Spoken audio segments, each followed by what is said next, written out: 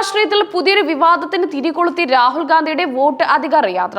ബീഹാറിലെ ദർഭംഗയിൽ നടന്ന യാത്രയുടെ വേദിയിൽ വെച്ച് പ്രധാനമന്ത്രി നരേന്ദ്രമോദിയും അദ്ദേഹത്തിന്റെ മാതാവിനെയും അധിക്ഷേപിച്ചുകൊണ്ടുള്ള പ്രസംഗമാണ് ഇപ്പോൾ വലിയ ചർച്ചയായിരിക്കുന്നത്. സമൂഹ മാധ്യമങ്ങളിൽ ഈ വീഡിയോ അതിവേഗം പ്രചരിക്കുമ്പോൾ കോൺഗ്രസിനും രാഹുൽ ഗാന്ധിക്കുമെതിരെ അതിരൂക്ഷമായ വിമർശനങ്ങളുമായി BJP രംഗത്തെത്തി. മോദിയെ നീ എന്ന് അഭിസംബോധന ചെയ്തുകൊണ്ടുള്ള പരാമർശങ്ങൾ ഒരു ജനാധിപത്യ രാജ്യത്തിന്റെ രാഷ്ട്രീയ മര്യാദകൾക്ക് നിരക്കുന്നതല്ലെന്ന് ചൂണ്ടിക്കാണിച്ച് BJP ഈ വിഷയത്തെ ആയുധമാക്കുകയാണ്. രാഹുൽ ഗാന്ധി, പ്രിയങ്ക ഗാന്ധി, തേജസ്വി യാദവ് എന്നിവർ ഒരുമിച്ച് ബുള്ളറ്റിൽ യാത്ര തുടങ്ങിയ ബീഹാറിലെ ദർഭംഗയിലാണ് വിവാദ സംഭവം നടന്നത്. റാലിയുടെ സ്റ്റേജിൽ നിന്ന് സംസാരിക്കുന്ന ഒരാൾ മുഖം വ്യക്തമല്ലാത്തതിനാൽ തിരിച്ചറിയാൻ സാധിക്കുന്നില്ല. പ്രധാനമന്ത്രി നരേന്ദ്രമോദിയും അദ്ദേഹത്തിന്റെ മാതാവിനെയും ഹിന്ദിയിൽ അധിക്ഷേപിക്കുന്ന വീഡിയോ ആണ് ഇപ്പോൾ വൈറലായിരിക്കുന്നത്.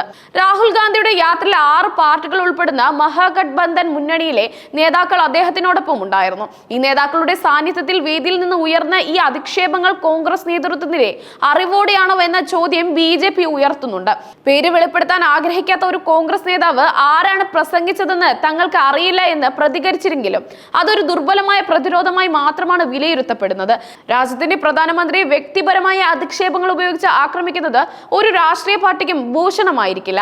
രാഷ്ട്രീയമായ വിയോജിപ്പുകൾ പ്രകടിപ്പിക്കുന്നതിന് പകരം വ്യക്തിപരമായ ആക്രമണങ്ങൾ നടത്തുന്ന ജനാധിപത്യത്തിന് കളങ്കമുണ്ടാക്കുമെന്നും വിമർശകർ ചൂണ്ടിക്കാട്ടുന്നു.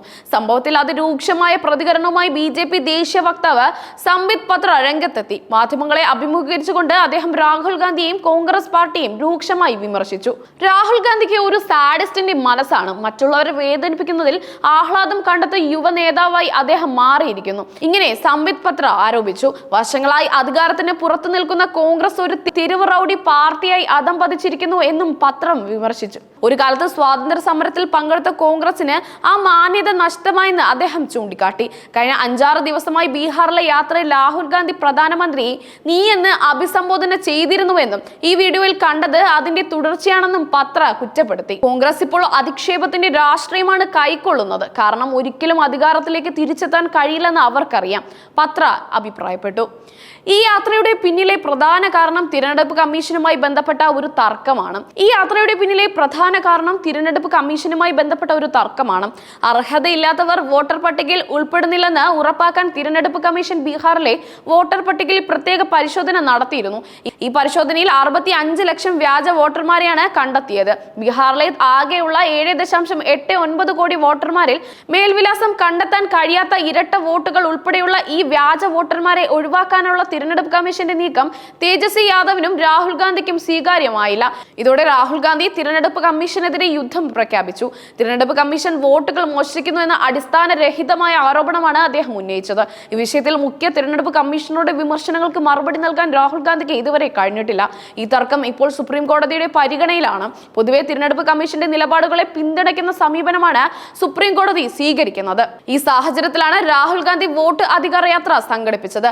മാധ്യമങ്ങളും രാഷ്ട്രീയ നിരീക്ഷകരും ഈ യാത്രയെ വിശേഷിപ്പിച്ചത് ഒരു റൗഡി സംഘത്തിന്റെ യാത്ര എന്ന നിലയിലാണ്. ബൈക്കിൽ സഞ്ചരിക്കുന്ന രാഹുൽ ഗാന്ധിയും തേജസ്വി യാദവും എല്ലാ മര്യാദകളും ലംഘിച്ചുകൊണ്ടാണ് ഈ യാത്രയിൽ പെരുമാറുന്നതെന്ന് ആരോപിക്കപ്പെടുന്നു. തിരഞ്ഞെടുപ്പ് കമ്മീഷന്റെ വിശ്വസ്തത തകർക്കുന്നതിനും അതിലൂടെ തിരഞ്ഞെടുപ്പ് പ്രക്രിയയെ തന്നെ അട്ടിമറിക്കുന്നതിനും വേണ്ടിയുള്ള ഒരു ടൂൾ കിറ്റ് മാത്രമാണ് ഈ യാത്ര എന്നാണ് വിലയിരുത്തൽ. ബംഗ്ലാദേശിൽ സംഭവിച്ചതുപോലെ ഒരു കലാപം ഇന്ത്യയിൽ നടത്തി മോദിയെ അധികാരത്തിൽ നിന്ന് പുറത്താക്കാൻ അമേരിക്കയിലെ ചില അധികാര കേന്ദ്രങ്ങളായ ഡീപ് സ്റ്റേറ്റിന് പദ്ധതിയുണ്ടെന്നുള്ള വാർത്തകൾ ശക്തമായി പ്രചരിക്കുന്നുണ്ട്. തിരഞ്ഞെടുപ്പ് കമ്മീഷനിൽ വിശ്വാസമില്ലെന്ന് പറഞ്ഞ് തിരഞ്ഞെടുപ്പ് പ്രക്രിയയെ തന്നെ അട്ടിമറിക്കുക എന്നതാണ് ഡീപ് സ്റ്റേറ്റ് നൽകിയിരിക്കുന്ന നിർദ്ദേശമെന്ന് പറയുന്നു.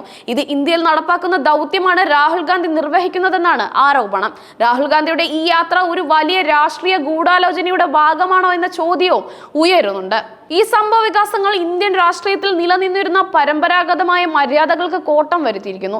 രാഷ്ട്രീയമായ വിയോജിപ്പുകൾക്ക് പകരം വ്യക്തിപരമായ അധിക്ഷേപങ്ങൾ ആയുധമാക്കുന്നത് ആരോഗ്യകരമായ ജനാധിപത്യത്തിന് നല്ലതല്ല.